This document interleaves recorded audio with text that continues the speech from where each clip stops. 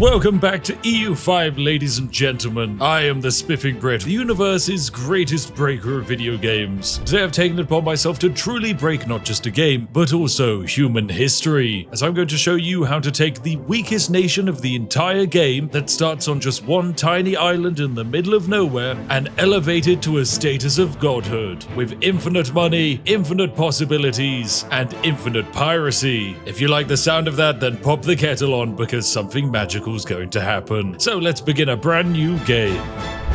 Alright, so welcome to the world map at the start of the game. It's the 1st of April 1337, and when you're looking around for a very weak nation to play, you might settle on something like France. That's completely understandable. After all, it's full of French people. But no, we're actually going to start out our game by playing as a rather big nation. This is the Ashikaga Shogunate. They're basically spicy Shinto Japan. Now, alarm bells are probably immediately ringing, as I did promise that I'd be playing an incredibly weak nation, and that's clearly not what this is. But fear not, because in about a year's time, we're going to be able to activate a secret little event that's going to summon our brand new nation. Now, the Ashikaga Shogunate is big. We start with 1,400 gold, we've got a monthly income of about 35 gold, we've got nearly 4.6 million people living inside of us. It's huge. But as I said, we're not playing as them. We're instead going to be playing on one of these islands over here. But we don't get to actually start out the game playing over there. Instead, we have to plan out our game a little bit. And the way in which we do that is to actually prepare for success. And we do this by constructing various buildings all across of Japan. We're focusing on weaponsmiths, naval supply guilds, hand cannon guilds, and the most important one of all, the Distillers Guild. Yes, it produces booze. Booze is the lifeblood of a good economy, and so that's where we're going to be sinking our money in. Next up, we're going to crank inflation up to maximum, because after all, we don't actually care about what happens to Japan here. The entire thing can collapse, and that's completely fine with me. And then I'm going to take out a massive loan, and the reason for this is very simple.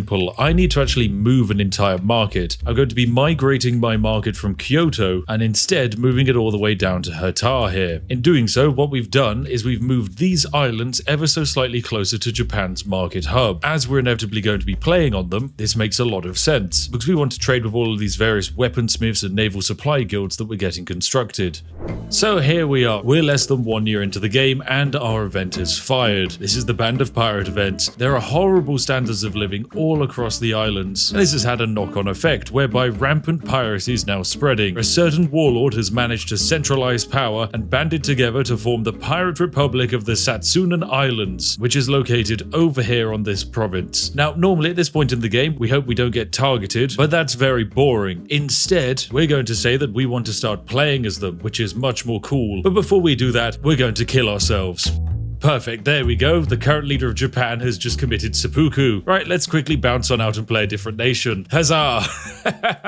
We set Japan up for what can only be described as a little bit of light failure. Right, so welcome to our proper game, ladies and gentlemen. This is our island. We are Count K Boku. We have 34,000 people living here. The vast majority of people living here are tribesmen who definitely aren't our culture and definitely aren't our religion. But it'll all be okay. Now, whilst we are playing as this lovely pirate republic, there's a few things to keep in mind. We are tiny and we're in the East Asian Sea. We are surrounded by the biggest nation in the game, known as Great Yuan, and what is usually the second most powerful nation in the game, Japan. But for the time being, we are a tiny nation that nobody likes, and I genuinely can't really blame them because we are a nation of pirates. And if you're near a nation of pirates, well, chances are some of your people are going to start getting abducted. But there are a few things that make us special. For example, we start out with 5 wonderful galleys, and we have access to all of the amazing pirate buildings, like the pirate stronghold here, that provided we have enough naval supplies, weapons, booze and firearms, will generate us 20 gold per month, as well as a nice supply of monthly sailors. But we need to get ourselves a port as fast as possible and get building as many boats as quickly as we can. So that means we're going to quickly turn this island into a town, and hopefully we'll be able to get our empire up and running. Oh, and of course we need to start converting our capital so that it actually follows our religion, and then we also need to assimilate the local population into actually following our culture, because currently there is a single person of our culture in this nation, and I'm pretty sure that's just our king.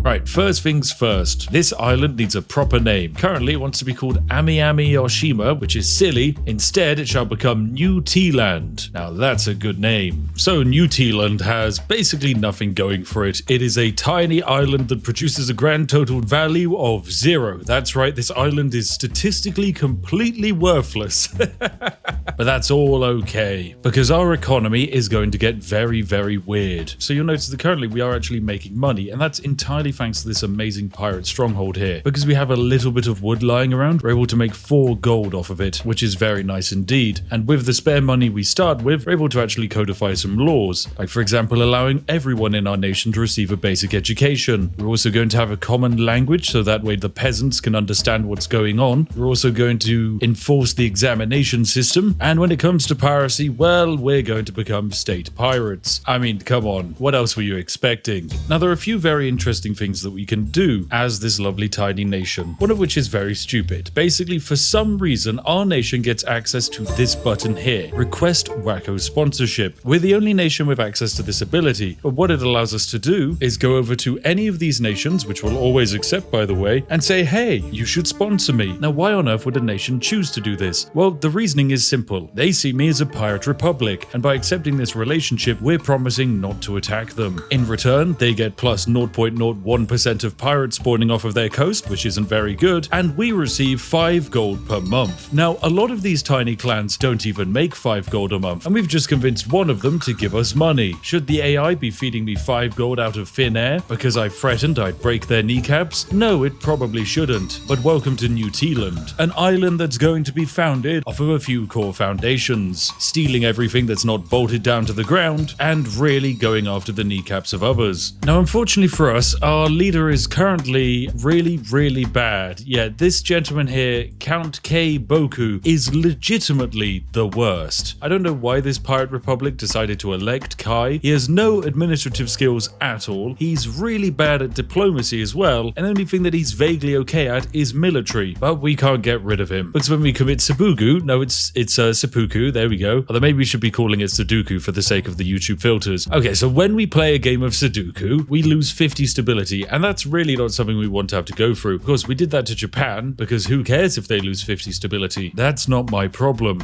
Ooh, we got our first raid off. Yes, it's a raid on Ryukyu. Now, this is an early access game. Oh wait, no, sorry, it's not an early access game. It's a fully released game. But it's a Paradox game. So that means that a lot of these event tooltips don't actually work. For example, we've just done a raid on one of these Ryukyu islands. We don't know which one it is, but by doing so, we get 0.47 gold and 0 slaves. Now, that 0 slaves is actually incorrect. We can go over to our demographics here, and once we push this button, you'll notice we actually got 33 slaves. There we go. So yes, our raiding boats went down south, grabbed some people, loaded them onto a boat, and brought them over here. And that's great, because we can teach them how to start harvesting pearls or something. I don't know. The ethics of all of this is a little bit dubious. Now, there really isn't much going on in this section of the world. Most of the islands around us are basically producers of fish, which, you know, is a dirt cheap resource that nobody cares about. But however, close to us is a holy land, something that will truly shake up our game. In the little region of Nakajin over here, there's tea. I know, it's incredible, ladies and gentlemen. I love it. I want it. I'll kill everyone. Sorry, I mean, I would love to do trade with the locals so that we could, you know, get some of that tea into our own empire. Yes, that seems very good indeed. Now, the way our early game works is going to be quite simple. If I have a free diplomat, I'm going to be sending said diplomat off to go and get a little sponsorship, and any money that I have lying around will go into improving our economy. Of course, for the moment, our economy really isn't very good at all. So we're going to be building ourselves a new wharf so that we can start constructing ships, and then eventually we'll even start colonizing some new islands. You know, I'm going to start that colonization process right now. The thing is, Japan's trying to colonize them as well, and we really can't be beaten by Japan. If we are, that would be incredibly embarrassing. Okay, now we finally researched the foundations of our republic, so this allows us to kind of, you know, set the baseline for what kind of society we want to run. Is it one of authoritarianism? Is it one of meritocratic rule where the cream of the crop rise and become, I don't know, very crusty and wealthy? No, for me, it's going to be the virtues of the plebs. Yes, the general public and the peasants will be getting some extra power from this, but it generally makes everyone happier, which is great for me. Oh, we got ourselves another raid. This one's big. Wow, Wow, we've raided Ningbo in China. There's 260,000 people living here. Okay, this is going to be a big one. So you'll notice that it says we get 28 gold, which is, pretty pathetic, nothing to write home about, but we get 4 slaves. Now, when it says 4 slaves, that's actually incorrect, because when I push this button, it actually means 4,000. That is absurd. It's ridiculous. Now, I realize that YouTube doesn't really like us using the, S word, so I think instead we should rebrand it as something more fun and inclusive. And then I had a perfect idea. This. Nothing beats a Spiff 2 holiday. This summer, we can take you and your family for a one-way trip to New Tealand, where you can stay at an all-inclusive resort, provided you accept our contract for a life in servitude. What are you waiting for? Book your holiday today!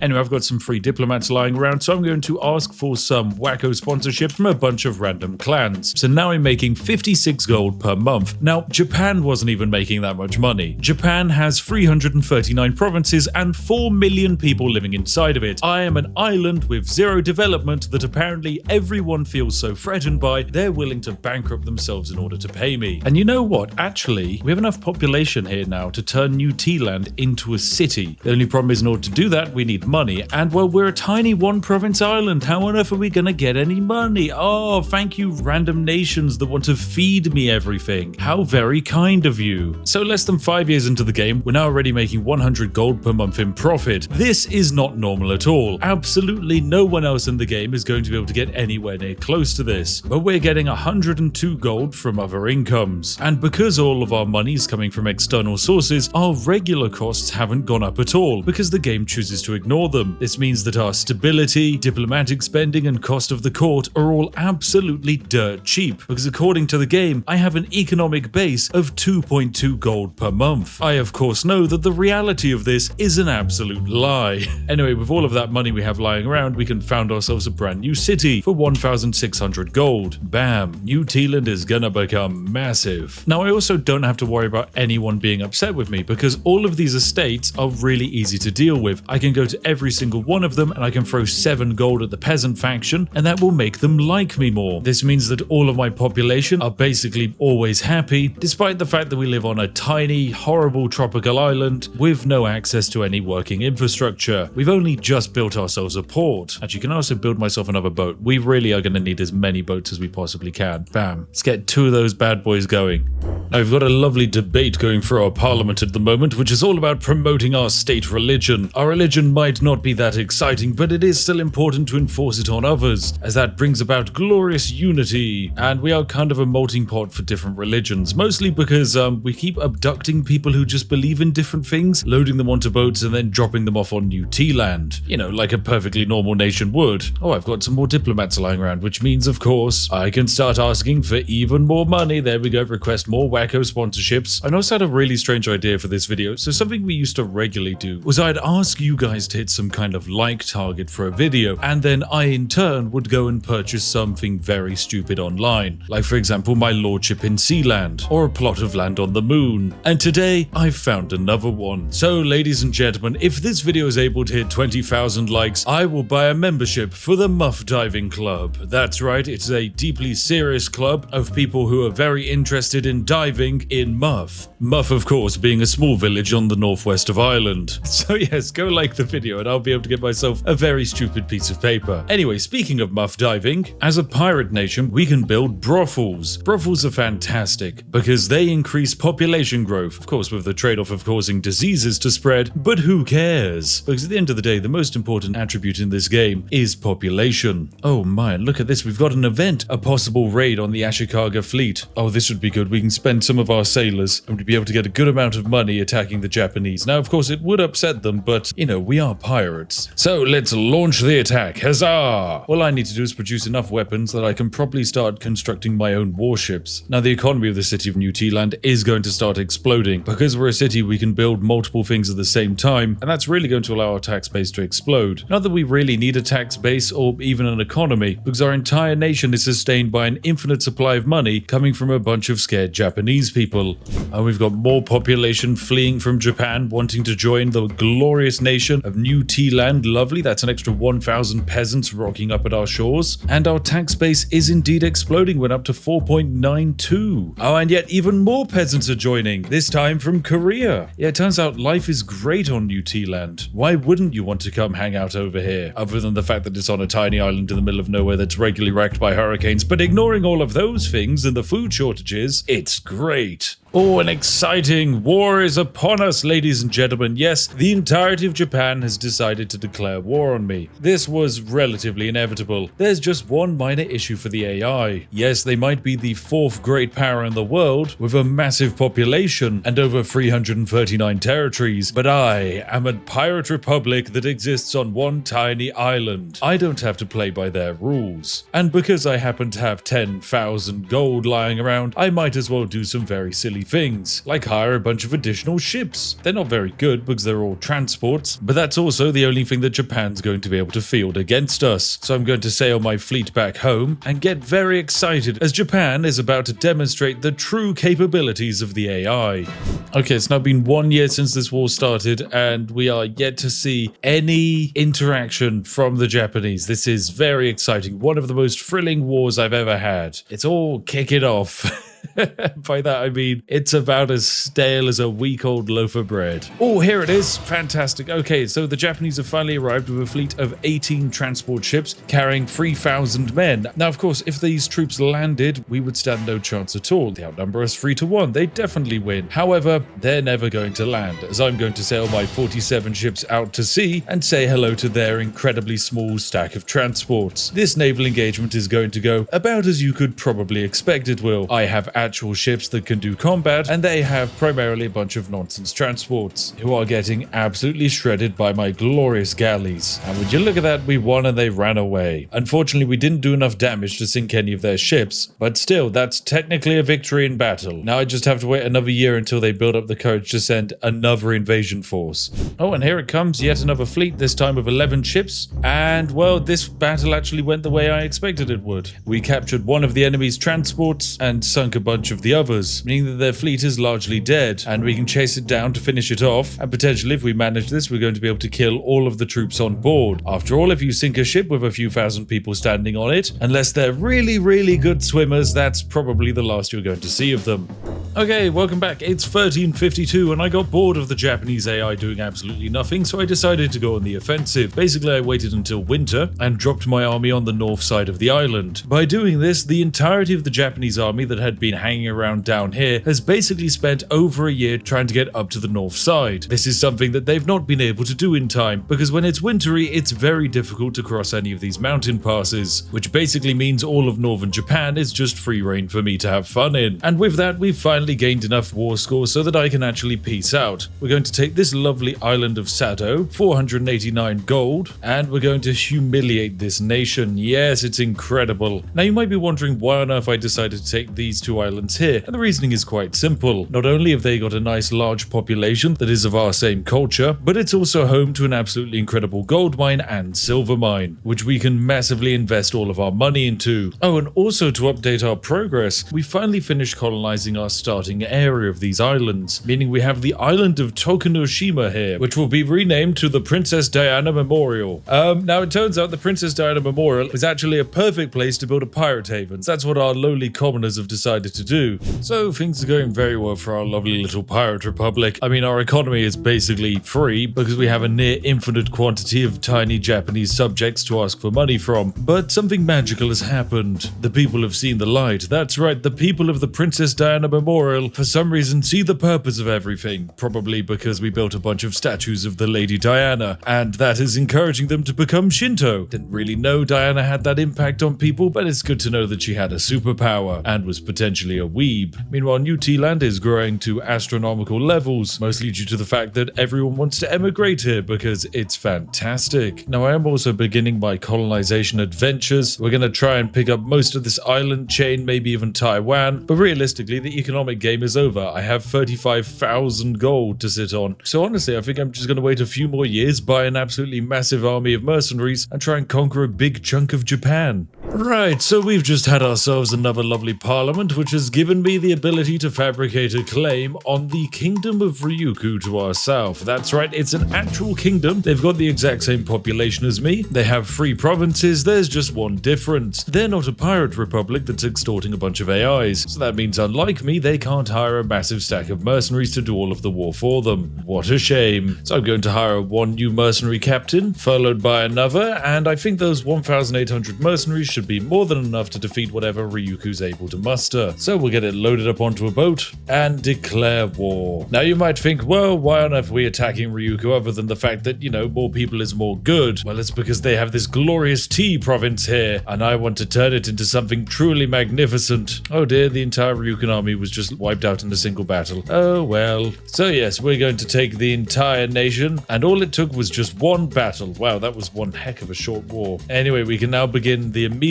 process of expanding the tea farming operation here. More tea is more good. Now that we have this lovely tea province, we can of course rename it. This shall be renamed after the greatest tea producing province I know. Yorkshire. Yes, that's right. Everyone knows Yorkshire produces tea in some kind of magnificent underground hydroponics lab. That's the only explanation. And we can also upgrade our country rank. Fantastic. We're going to become a duchy. Splendid. We're now a pirate duchy rather than county.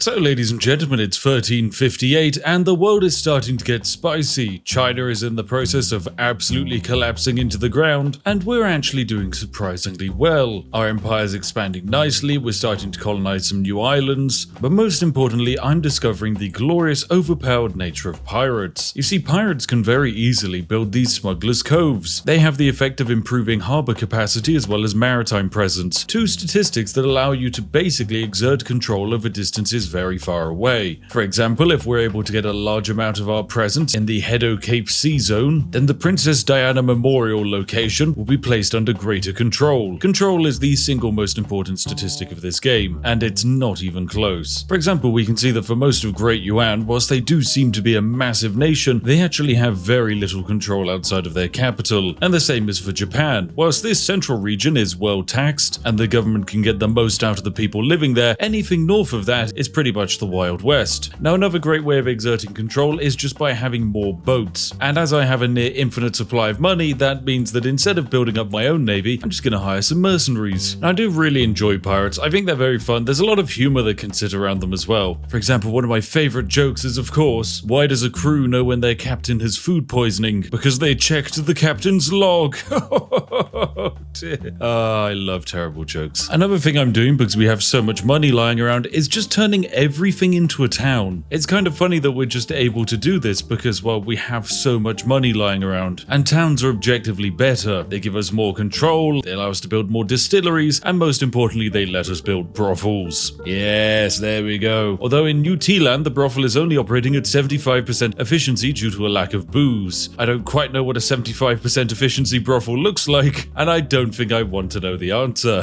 And fantastic, we've founded our new town over here in Soweto, which has the gold mine, so that definitely needs to be renamed to Yorkshire Gold. Yes. Now what are we going to do with Yorkshire Gold? We're going to fill it with smugglers' coves and brothels, like any good reputable business would. Splendid. Let's get it loaded up with pirates. Oh my goodness, we've done another massive raid. This one is huge. On the Suzhou region, we've apparently collected a grand total of 6 slaves to send to New Tealand. Of course, we know that's not actually the case. Instead, it's 6,000. Oh yes, that is good. That is very, very good. And another one? We just keep raiding everywhere. This is great. More and more lovely people to add to the people pile. That's what we're calling it, by the way. Oh, and the Princess Diana Memorial has now fantastically become a town, which means it's time for more smugglers' coves and brothels. Yes, our population's going to be booming soon enough. And that's not going to be the only thing booming, because I want to get some hand cannon workshops going. That way we can have an even greater fleet. Oh, and now Camo's also become a town. Fantastic. You can be renamed to Yorkshire Silver instead. I mean, that's not a brand of tea, but maybe they could make one. And you know what? I'm also going to start building these harbour taverns everywhere. These will provide us with a nice supply of sailors and soldiers, should I once again feel the need to go to war, which is basically inevitable. Right, it's the 1st of February of 1360, and that means that a new parliament is in session that allows me to fabricate a casus belli on the Ashikaga shogunate. That's right, we're going to declare war on Japan. The claim I'm going to make will last for 4 years, but in that time we can declare war on Japan whenever we like. But I'm personally also going to be preparing for war, and that means building more lovely galleys. Yes, I need as many of them as I possibly can, and they take about a year to make, and that's even with my glorious improvements. Oh no. King died. Wait, actually no, this isn't a bad thing. Our terrible Grand Captain is dead. Kaiboku has finally kicked the bucket. He was so bad. Apparently though, people are actually sad. He died whilst the Navy was out at sea. Charges into enemy lines have left a lasting impression on every soldier of his generation. What do you mean? The man was terrible. We all hated him. Anyway, we now get to at least pick a brand new pirate leader. And well, I'm sorry, but it's not even close. Captain Takeyoko Nagayoshi here has some splendid administrative, admin, and military abilities, and he's our glorious admiral already, so yes, he's going to be perfect to lead the ship, so to speak. Oh my goodness, what is this? The plight of some peasants over in China is meaning that they're fleeing to our capital. How many is that? 9,100 peasants. This is insane. Population just arrives out of thin air. I mean, at this point we could just change our culture to be Chinese instead. It might make a bit of sense. And finally, after all these years, I've managed to shift our entire society's focus towards Navy, and this allows me to pick up a new governmental reform, the Harbour Administration. This makes all of our ships even cheaper to maintain. It allows us to exert more control over the seas, as well as improve the development of all coastal provinces, which, as you can guess, for an island-based pirate republic, that's kind of everything we have. I'm also going to have our brand new Chad captain get married to a low-born lady, and here she is.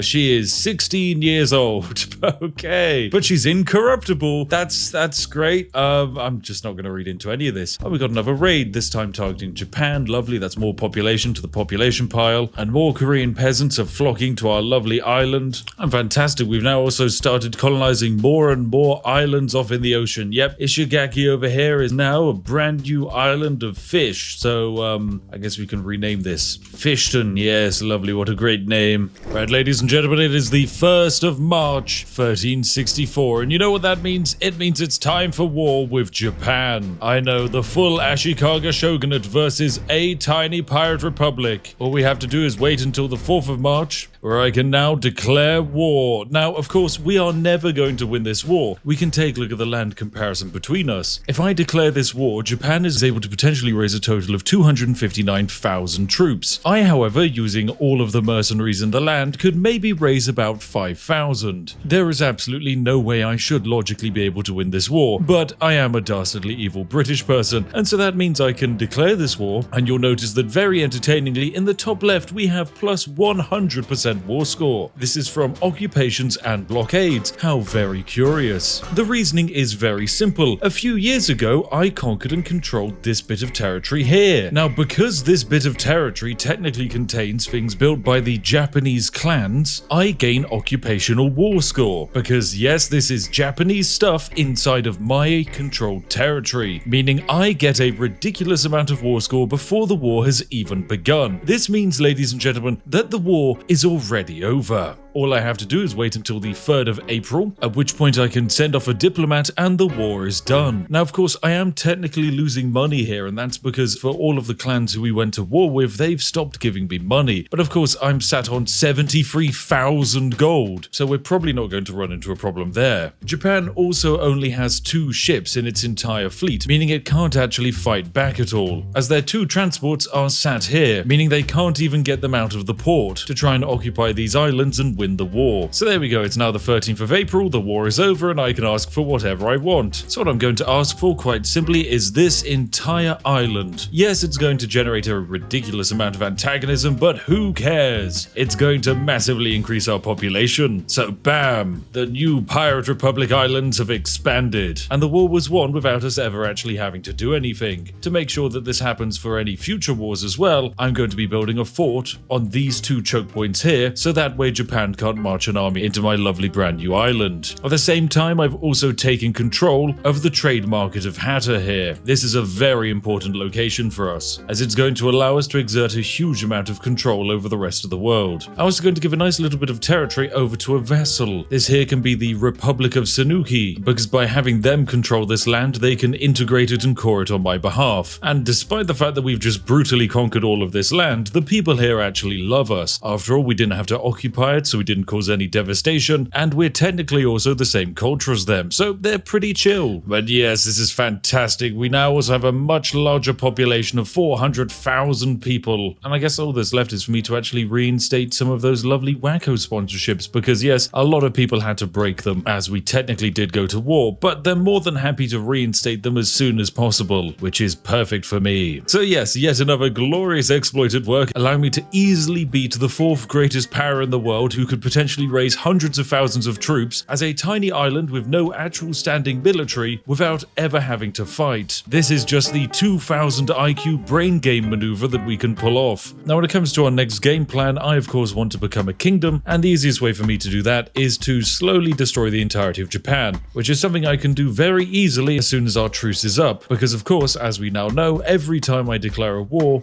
I will immediately start with 100% war score. So that's the next step. Wait until we can once again declare war on the Japanese.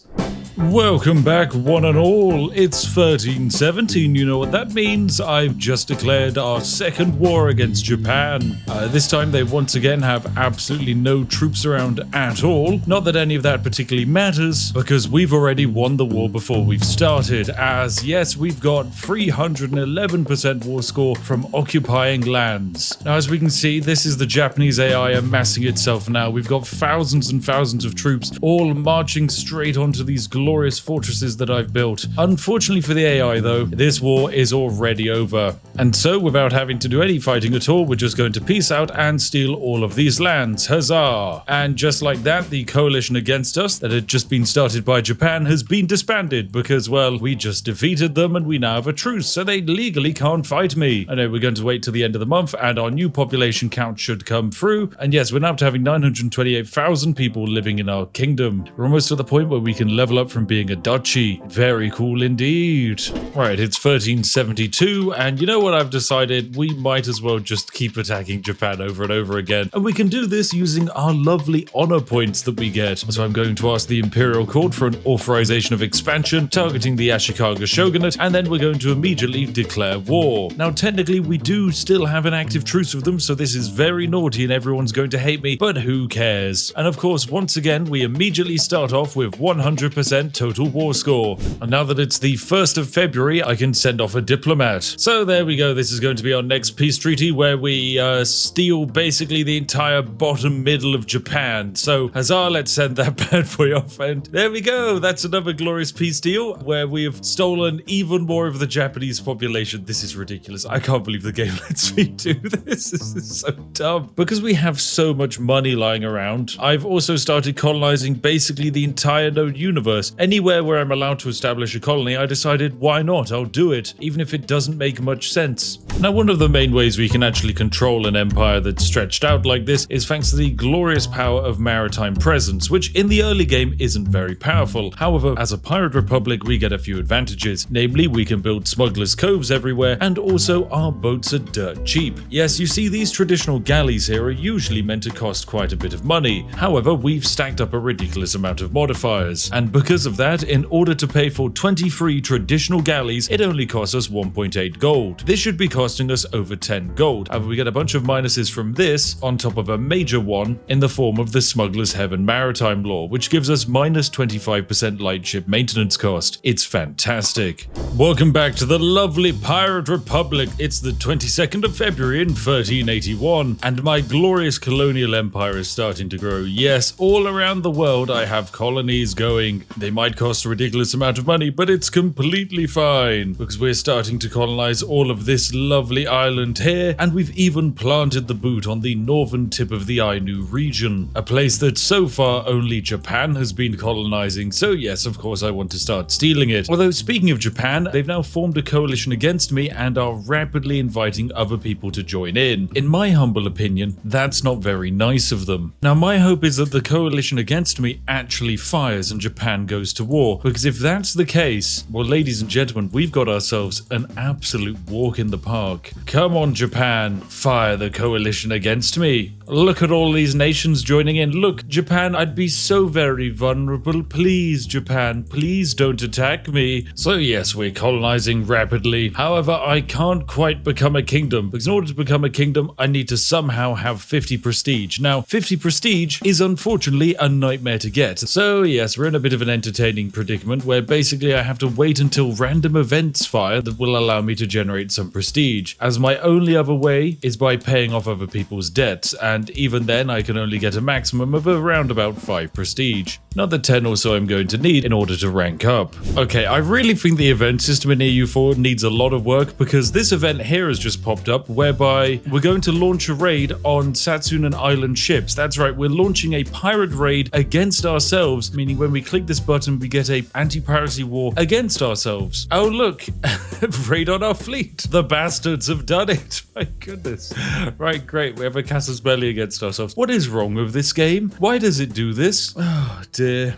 Oh wait, no, here it is. It has arrived. Japan has declared a mega coalition war against us. Yep, that's right. The first coalition war. Ooh, very exciting. Now, of course, unfortunately for Japan, they declare this war and are already about to lose it. How very devastating. And because I didn't start this war, I can even immediately send off a demand for peace, which will, of course, have a 100% chance of success. So we're going to queue up a humiliation of Japan. Then we're just going to steal a couple of provinces down here, like Bungo. Everyone likes Bungo. Alright, so bam, that is the war immediately over. Huzzah! I love a good war like that. And I need to get myself just a little bit more prestige. So let's try and take on some debt. Dearest Yuan, here's 700 gold for 1.37 prestige. And now we're just less than 2 prestige away from being able to become a kingdom. Alright, who can we take on the debt of? Chumin and get 0 prestige. The Republic of Izu and get genuinely nothing. Or this guy and also get genuinely nothing. Oh dear, we really do have to wait for some nation to get a huge amount of debt. Please game, we're so close.